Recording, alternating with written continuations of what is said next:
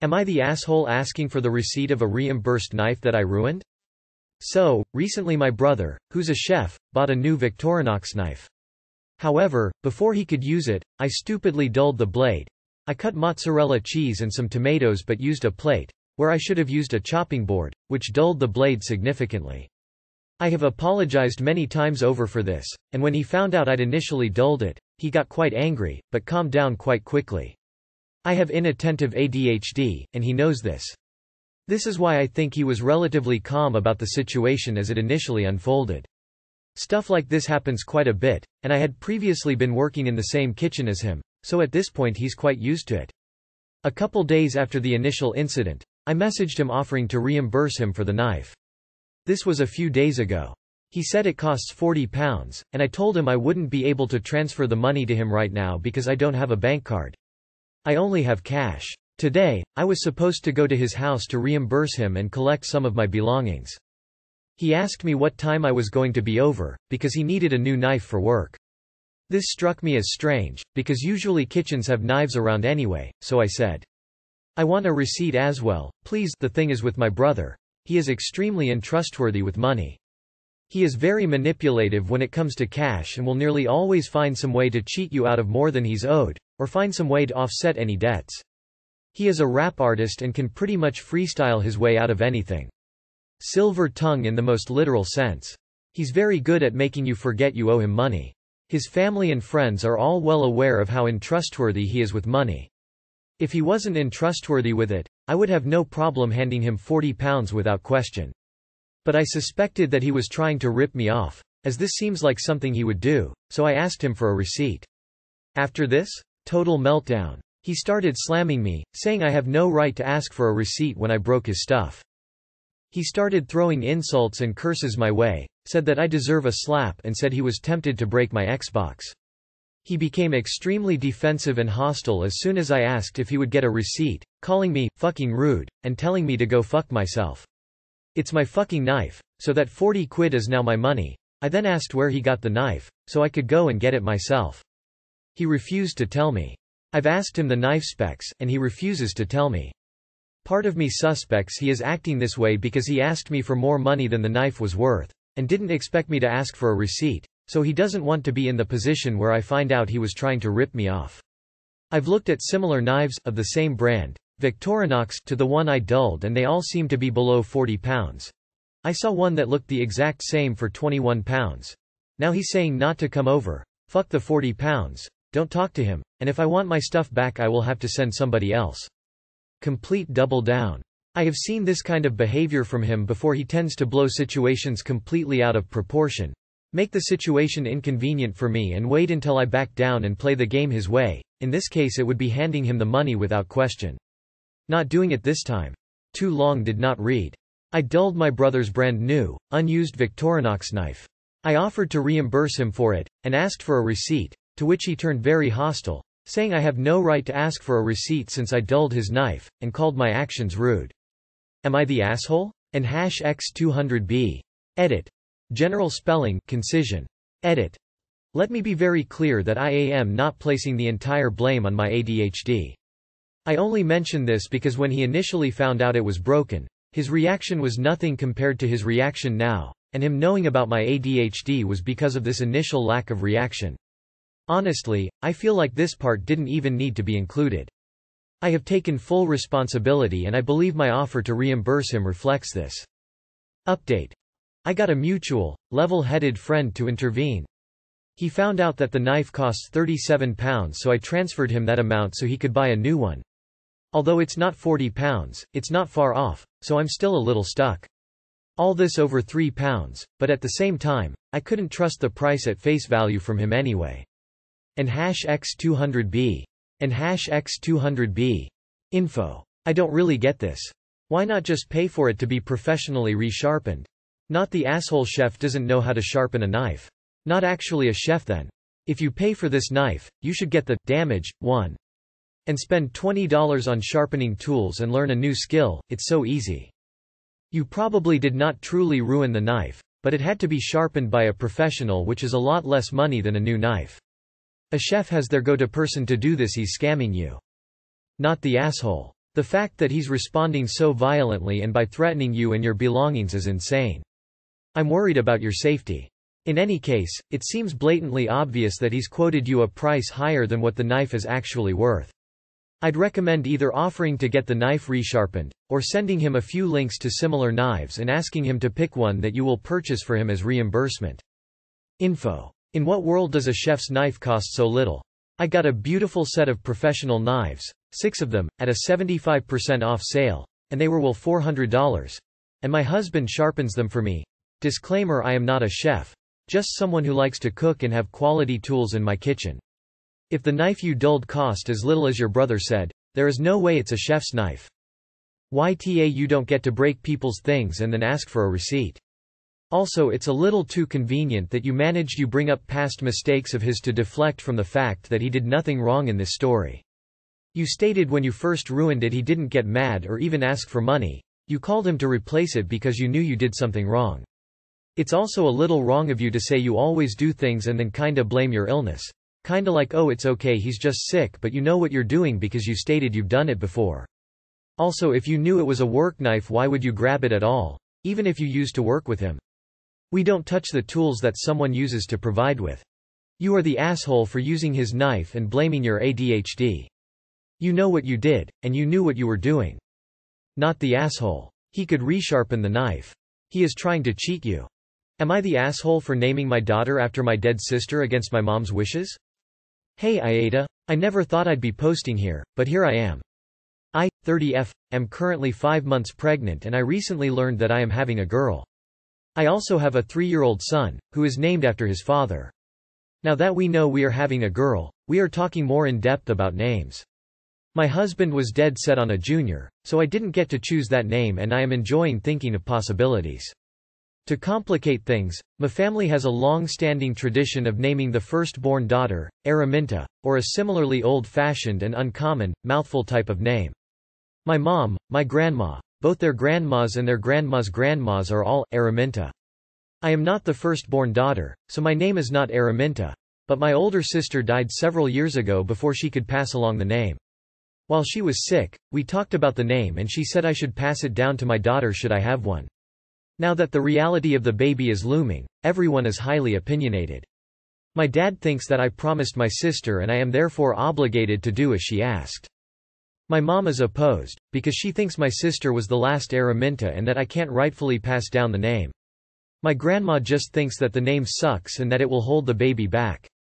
Hubby agrees with grandma. Last night, at a dinner, my brother's wife suggested that we name the baby Ari. Or some name that Ari can be a nickname for, since that was my sister's nickname. I loved this idea. But of course, everyone has an opinion. My dad thought it was a great compromise, but it turns out my husband used to date a girl named Ariana, so it's absolutely poisoned and can't be used. Cue the arguing between those two. My dad said I am the asshole for not honoring my sister's wishes. My husband thinks I am the asshole because I didn't abandon the idea second he voiced his opposition. Never mind the fact he got the junior he wanted. Mom thinks I am the asshole for not caring that she's still grieving and doesn't want a baby Araminta when her baby is gone.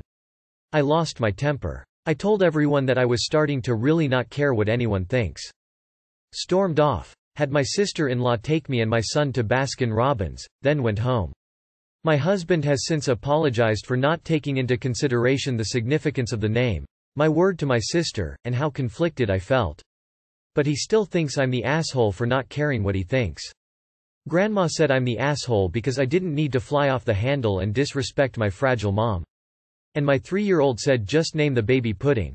I feel generally terrible faced with the realization that I am going to hurt someone's feelings.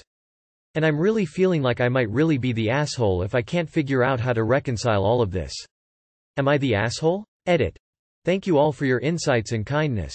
After sleeping on it and eating a good breakfast on it, I feel much more balanced and assured. It is a damned if I do, damned if I don't situation, and knowing my family after we've been through what we've been through, when the dust settles I think they'll see that.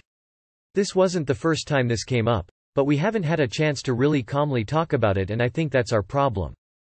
My parents are grieving in 2 completely opposite ways. Dad clings, mom represses, and they are working on themselves. I want to respect my mom, honor my sister, and give the baby a functional name, which the family name just isn't. My husband and I both love the suggestion to use the name as a middle name and got a good laugh that it genuinely didn't even occur to us in the heat of the moment. My son is actually hilarious, and what makes it even funnier is he's being 100% serious, so he gets all offended if you laugh. My sunshine blue heart. All your great name ideas are adorable, but alas, the name isn't actually Araminta. Wait. You gave in to hubby to name your son a junior, and had no say in it. Now he's pissed that he doesn't get to choose the daughter's name? WTF? I think you should name her what you want to. I just googled girls' names beginning with Ari, and stopped counting at 25. Use one of them, or make up your own. Edit. Your son is right, pudding would be priceless. Oof. I'd listen to the 3-year-old and just go with pudding at this point. Everyone sucks here except the 3yo. Not the asshole for sure. Could you perhaps use Araminta as a middle name? You would be honoring your sister's wish and can give a first name that you love. Remind hubby about Junior and pick the name. Pudding Araminta? Might work. Grin. Not the asshole. Have you pointed out to your husband that you had no say in your son's name and now all of a sudden he has a say in naming the second child? What was his reason for being dead set on Junior? Tradition? Passing the name along? Ego? Whatever it is, use the same reasoning to get your point across. Nah. Everyone here has valid options. The only slight asshole is your husband, who apparently didn't care about your option when naming your first child but now wants you to care about his opinion. But honestly, everyone's feelings seem valid here, and you should probably talk to someone more professional than Reddit about your feelings. You shouldn't have this much guilt over choosing a child's name, it should be a fun activity. Your 3-year-old rocks. Not the asshole. Not the asshole. And besides you and the husband, no one else gets a vote or even needs to know the name before she's here. My vote is for pudding. Am I the asshole for not giving up main bedroom? So I, 30F, rent a 2-bed 2-bath apartment. I'm the sole tenant on the lease and I have a friend, 27F, who wants to move in with me. All approved, etc. I pay all the bills. She will be paying about 1/4 of the total rent. If rent was $500 per week, she's paying $80. I'm covering everything else: power, gas, internet, most groceries, etc. This is for various reasons, and I'm helping out a good friend who needs to get life back together. My apartment is set out so that the main bedroom has a walk-in wardrobe and ensuite. The second bedroom is right next to the second bathroom, which is the same setup as the ensuite. It does not have a walk-in robe, but does have a wardrobe across one wall. Both bedrooms have direct access to the balcony and are on opposite sides of the apartment. I've got an office area off the kitchen. Think desk with cupboards above, and also have a bookshelf of books. My music shelf with instruments and books. I'm a music teacher privately. My friend is an artist, hobby, and has a lot of art supplies, notebooks, etc. She also has a few boxes of stuff, I'm not sure what exactly. We were talking about her moving in and she says that because she has a lot of art stuff in her clothes and the boxes, she should get the main bedroom with the walk-in wardrobe. Also, because her partner will be moving in sometime in the next few months, it will be a pain to move everything when he's here. The reasoning is that couples need more space. Therefore get the main bedroom, he will be paying the same amount of rent as her. I don't want to give up the main. I think that she has plenty of space for her stuff. Her partner is not going to be moving in for at least another 6 months due to COVID, and I'm happy to move things around in the shared areas so that she can store her art supplies there. She's saying I'm an a-hole for not letting her have the main bedroom as I have the entire rest of the apartment and it's not giving up that much space which she could use for her things. I think I might be the a-hole because I don't want to. I have no other reason than that. I like having a walk-in wardrobe and I like the main bedroom, but I don't need it.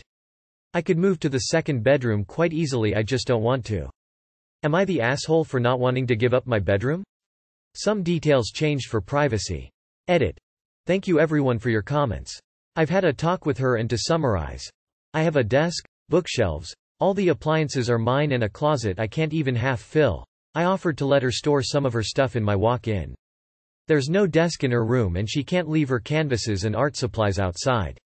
She has clothes, shoes, art stuff, notebooks, and boxes of her partner's things once he sends them over. She has to use the room as office and bedroom and storage while I get twice the space and the desk and bookshelves. I'm reconsidering letting her move in. The bedroom is not any smaller than mine, it just doesn't have the walk-in. I'm happy for her to put her art things in the common areas and the office desk is big enough for her laptop. The only reason I'm hesitate is because she helped me though a really rough time when I was very depressed, and I believe in paying back what you owe. She's jobless right now and on support, so there's no way she can afford to pay for half the rent and pay off her loans. She offered to find a way to pay for half if it's about money. No good deed stays unpunished. Not the asshole. Rethink letting her move in even. Do not let them move in. It will be a disaster. They're already entitled. Think how bad it will be when it's 2 versus 1 in the apartment. Not the asshole. Not the asshole. Remind her that she can have any bedroom she likes when she signs the lease and pays all the rent. Until then, thank you should be the most frequent words she utters. Not the asshole. If you let them move in, I'll be looking forward to the update about you two no longer being friends. If it isn't working before you move her in, it'll be a disaster later. Some people are incapable of appreciating help, rather they resent the helper for their perceived better life. Your friend sounds the type. You are taking on a crap deal for someone who clearly does care that you are. The partner will just be gasoline on the fire. If you want to keep the friend, rethink this plan. Not the asshole. You are paying majority of the rent and all expenses plus as her boyfriend who is apparently now moving and going to pay? Doesn't sound like it. She's being a choosing beggar when you were trying to help her out. For $80 a week including groceries, she's lucky she's not only getting the couch. I'd rescind the offer and say sorry you don't think it's going to work out and wish her the best in house hunting. She is entitled and acting like this now will only get worse if she moves in. If you let her move in and take the bedroom you may as well have doormat tattooed on your forehead. Not the asshole for this, but you are the asshole to yourself for being a doormat. Please do not let either of these people move in, you will regret it immediately. Not sure why you think this person is a good friend, but the red flags here make me wonder exactly what happened that this good friend needs to get their life back together. Not the asshole. You are doing her a huge favor, and since you aren't splitting stuff 50-50, you get the say. NTA. And #X200B. Keep your room. You are offering her to rent the small room she can accept, or not. Also 1/4 is not enough, as she can use all of the common rooms, not only hers. And #X200B. Also 2 people will use more of the common space, so it should be maybe 40% of the rent, and 2/3 of the other bills, as they are 2 and you are 1. And #X200B. But since she is already starting to harass you, you should not let them move in at all. This will end badly. They will take over all the common areas. Am I the asshole for refusing to be the one to take my grandma to the In short, it's always me. I'm always the one who has to take her. I don't usually complain because I love her and she needs care. I make the least out of the household and the rest of her immediate family, so it makes sense for me to be the one to drop everything. I'm missing out on the least. But this was her own fault, and I'm sick of everything falling on me. Plus I just can't afford to miss more time, especially not for other people. Details. My grandma's house flooded for the 5th time this year. She can't get it fixed and she refuses to move. We were finally back home from helping soak up the water and trying to dry off things that we just replaced 2 weeks ago from the last flood, and then her power goes out. My grandma, 85 years old, can hardly walk even with a walker. Can't see great because she's due for her cataract surgery. Decides to get her big lymphedemic self onto a ladder my dad had left out for tomorrow, to reach the fuse box by herself. Of course she fell, and she had no business being up there. This isn't a life or death situation. She probably just broke her arm. And people go days with untreated broken bones all the time. I've done it. I literally cannot afford to take more time off work, and I've already used 2 of my 7 points at work for unexcused absences because of her, and our points just reset in April, so it's quite a bit. Everyone is treating me like I'm a pos, but my grandma has 4 of her kids still alive. My 2 uncles and their spouses are God knows where. My aunt only cares if she thinks someone is going to die so she can snatch up an inheritance. My mom has no more vacation days, and my dad is in the same situation as me where we don't get paid time off, but we get in trouble for calling off with no note. I always handle it because everyone else would be losing more money than me by missing work, but I can't do it much longer. Are they right to be upset with me for putting my job and security over her self-inflicted pain? Or is it time for someone else to do something for once? I really would go over there right away if it was a true accident. But her being dumb and getting into trouble is always an issue regardless of her age. So I don't even feel bad anymore because she knowingly puts such a burden on the few people who have stuck around over the years of her being insufferable.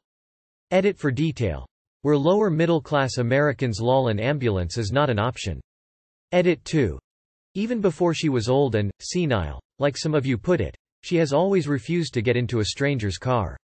If I spend my money on a ride for her, I'll only be out of more money, and I literally cannot afford it. Edit 3.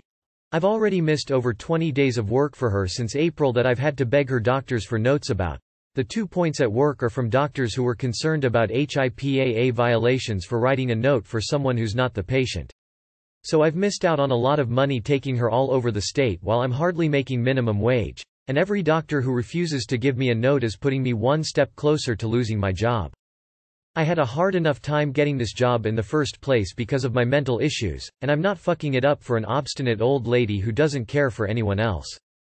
Everyone sucks here. I do see where your anger is coming from, but you need to remain calm in this situation. If she refuses to move, you need to make her move to an easier location. Say you won't help her out anymore or something along those lines. On to your family. They sound like all trash, besides your mom and dad. If your aunt wants inheritance, she should actually be a part of your grandmother's life, or she'll get nothing. If you can contact her and tell her as much, and maybe she'll turn her thought process around and help out. To summarize, you don't need to support your grandmother 100% of the time, but she's still your family. If she won't listen to your advice, you need to make her listen to it. Nah, really. It sounds like you're really frustrated with her and your family, and this is coming out in unfortunate ways. And your grandmother went up the ladder, I'm guessing, so that she would not have to call you guys to help her. She did not intend to fall, okay? She wants to be independent. While you and your family can see that she is not entirely capable of that, she cannot admit that to herself. It is not uncommon and needs to be dealt with gently and with as much kindness as you can muster. I know you are in a horrible spot, but is there any way your whole family can go to your greedy aunt and let her know that either she takes up the slack or she is cut out of grandmother's life and will? Obviously, run this by grandma to be sure, or she might find out y'all are lying. You are the asshole for leaving a 85-year-old woman to fend for herself after a fall. If your reasoning had been that if you didn't do it, someone else would step up, that would be fine. But an 85-year-old who takes a tumble can be in dire straits. Leaving her to suffer was definitely an asshole move. You know that you and your family are now liable for neglect at least, right? You can get in trouble because somebody is given medical aid when they need it. You should at least call her physician or somebody. Besides that, you are the asshole. At least call somebody who without a doubt will help her. And if you are in America, can't you use FMLA? Not the asshole for not dropping everything, but you do need to make it absolutely clear to everyone that you can't this time. If no one else takes her, you need to call an ambulance for her. You are the asshole, especially with your attitude to a broken arm. I have never heard anyone refuse or take someone to seek medical attention because it's just a broken arm. Doesn't sound like you love her all that much like you claim. No ambulance? No compassion? No heart? Call her an Uber then at least. You are the asshole, even more so for trying to make yourself sound like the victim. She needs all the help she can get. You suck. You are the asshole.